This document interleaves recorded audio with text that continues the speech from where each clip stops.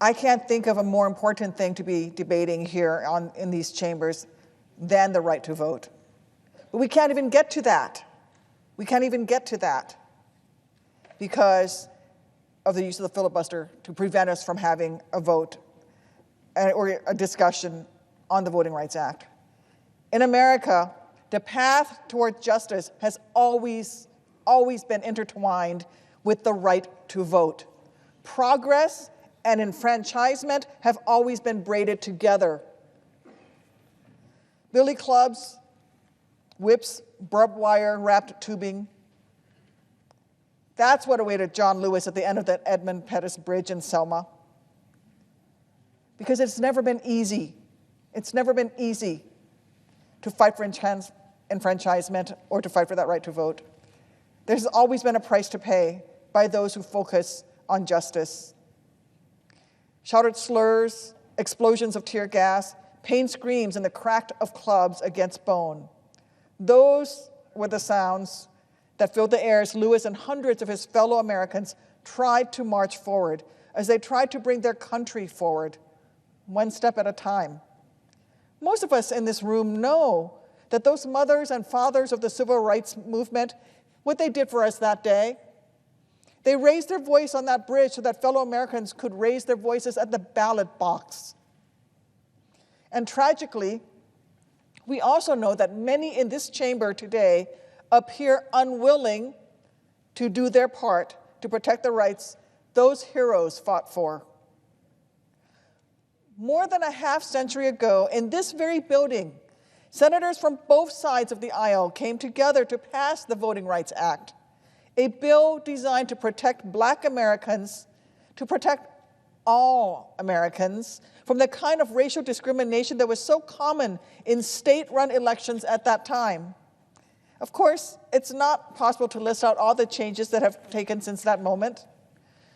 More and more civil rights advocates stood up and sat in. More and more Americans marched through, then laid down in the streets. And the moral arc of the universe that Dr. Martin Luther King spoke of bent a little more towards justice with every hard-earned right they secured and every fight that they won.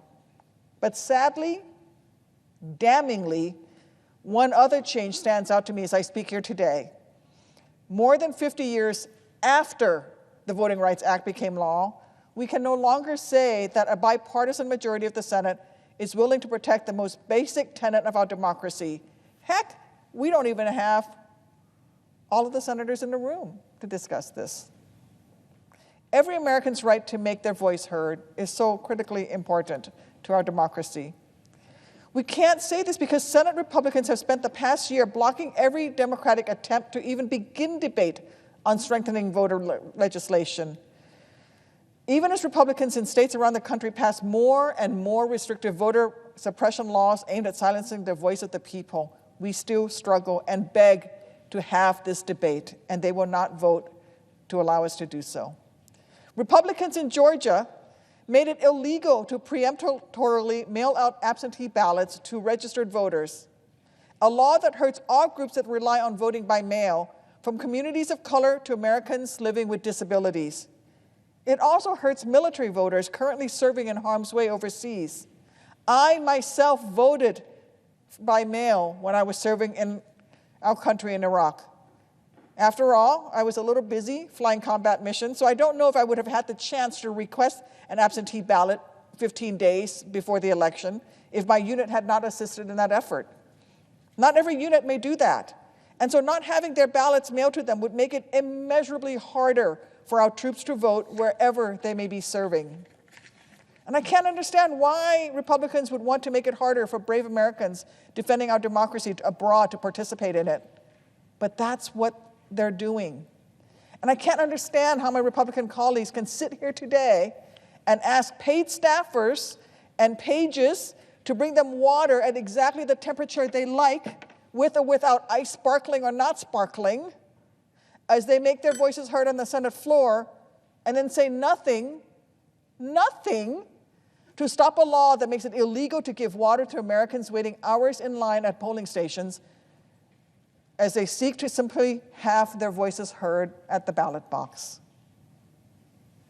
Listen, My 5 times great-grandfathers, who were likely indentured servants without the right to vote, didn't fight in the Revolutionary War and earned that right to vote just so people claiming to be the leaders of our generation could chip away at the fundamental idea that founded this nation, that everyone is equal. And my buddies and I and Senator Cotton didn't sign up to defend our democracy in war zones thousands of miles away, only to watch it crumble at the hands of powerful people more focused on their own self-interest than in the foundational component of this extraordinary experiment we call America. That everyone, regardless of social status, wealth, skin color, sex, has a right to vote. Page after page in our nation's history is marred by bigotry, tainted by intolerance, by injustice.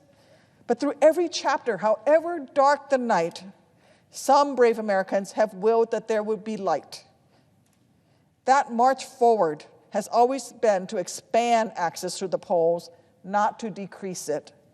We expanded access for those who didn't own land, for Black Americans after the Civil War, for women, for all Americans. In World War II, Black Americans fought overseas for the same country that forced their families to sit at segregated lunch counters back home. Then they came home and were forced to guess how many jelly beans were in a jar before they themselves could vote in a country that they had fought for. Asian Americans fought to end slavery in the Civil War, sacrificed to preserve this union, and then had their earned citizenship stripped away.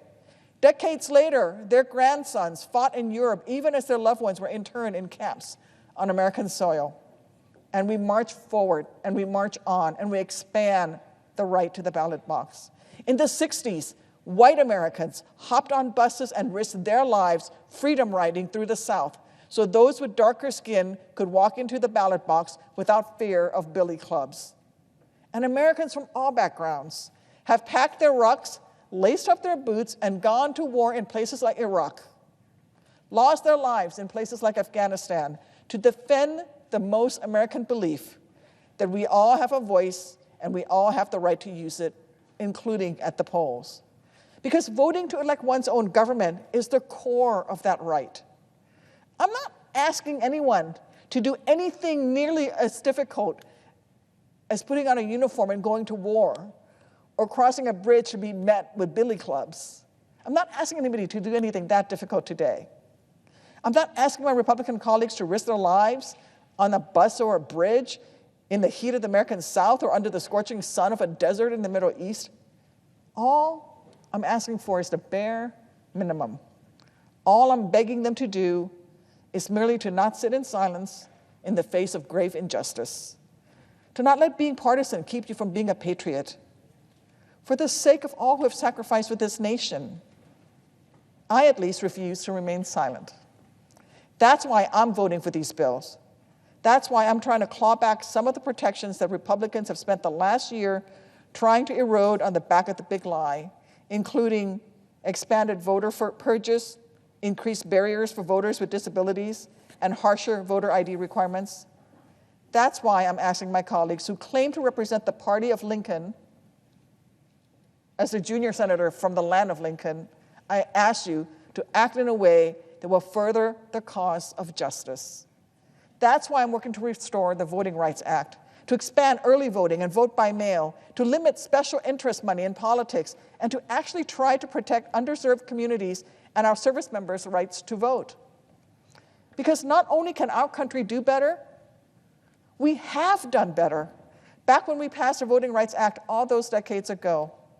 Not only can our chamber do more, we have done more, including the 16 Republicans who are still in the Senate today, who have previously voted to reauthorize the Voting Rights Act. And we owe more to those heroes who fought these fights before us, those trailblazers who marched those bridges, and those in power who while those in power broke their bones, whose skulls were cracked, whose blood was shed, yet whose will never bent, whose determination never wavered. Those heroes who never let what was hard deter them from doing what was right. We owe it to each of them, and to those whose rights are at risk today, to pass this bill. Thank you.